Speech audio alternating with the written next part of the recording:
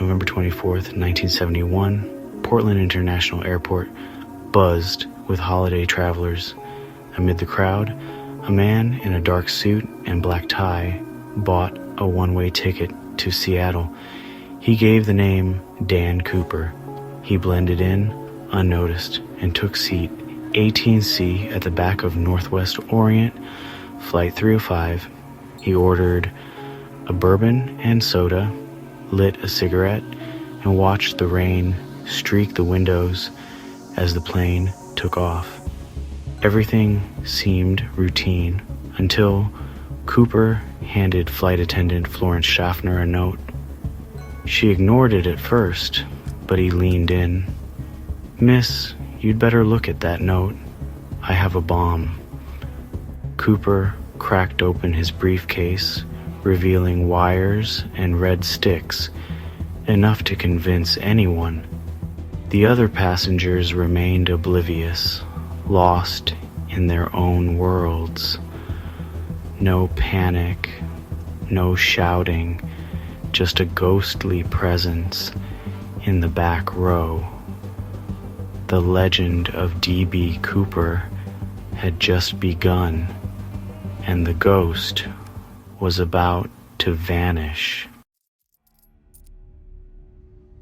Cooper's demands were precise: $200,000 in unmarked 20s and 4 parachutes. He knew the details. This was no amateur.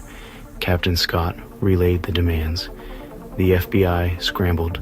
Northwest Orient's president authorized the ransom. Cooper stayed calm, even paying for his bourbon. The cash and parachutes arrived. Cooper inspected the money, then released the passengers. He ordered the crew to fly south, low and slow, perfect for a jump. The ghost was preparing to disappear. The sky awaited. Cooper was ready. At 7:40 p.m., Flight 305 took off again, heading into a stormy night. Cooper ordered the last attendant into the cockpit. He wanted privacy. The crew's nerves were frayed.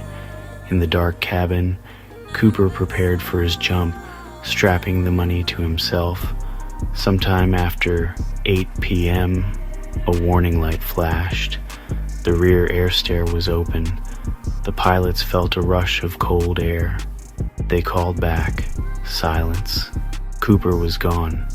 He'd leaped into the freezing, rain-lashed wilderness of Washington, vanishing into legend.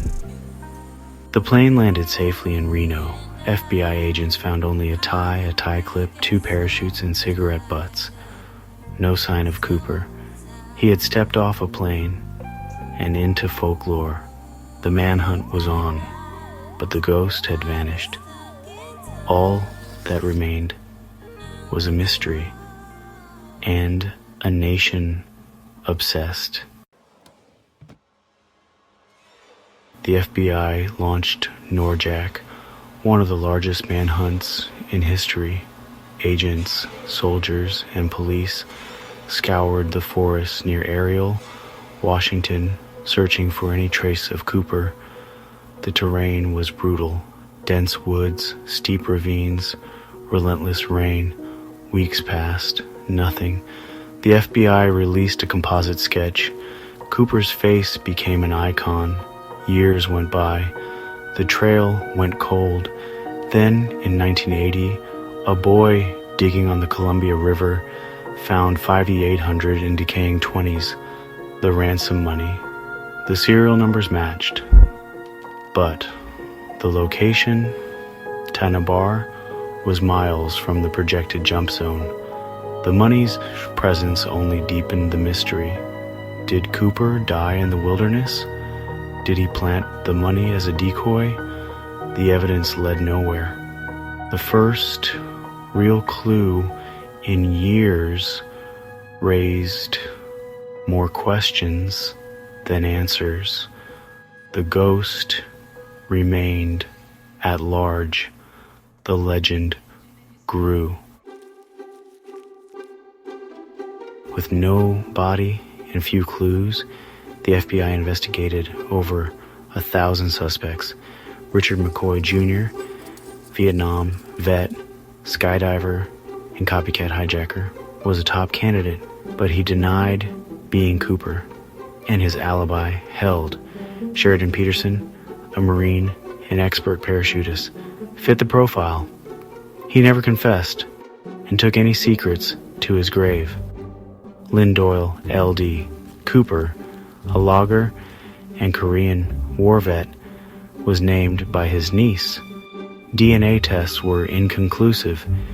Each suspect had a story, but none could be proven.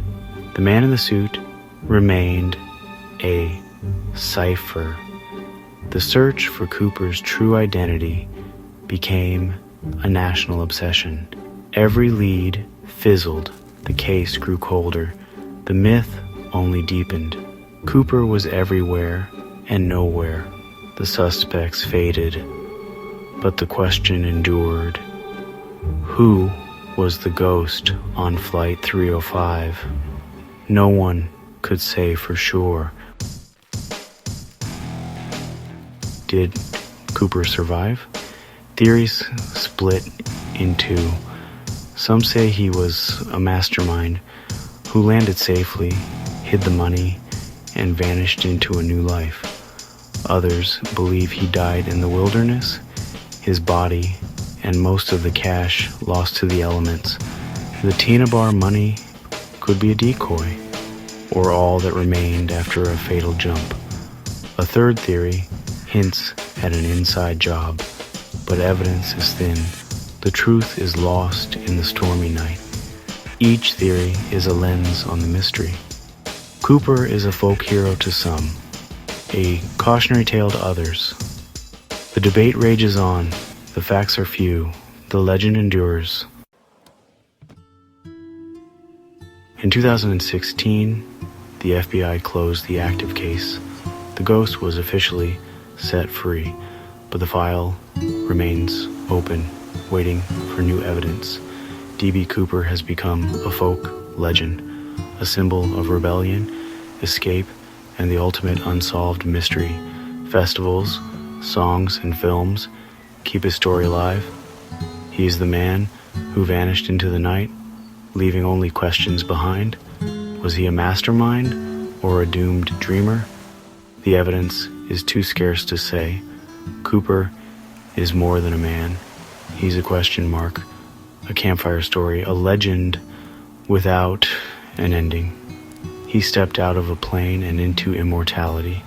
The search may be over, but the mystery is forever. We look up at the sky and wonder, and perhaps that's exactly how he wanted it. The ghost of Flight 305 will never truly disappear. What do you think happened to D.B. Cooper? Did he vanish on purpose or vanish forever?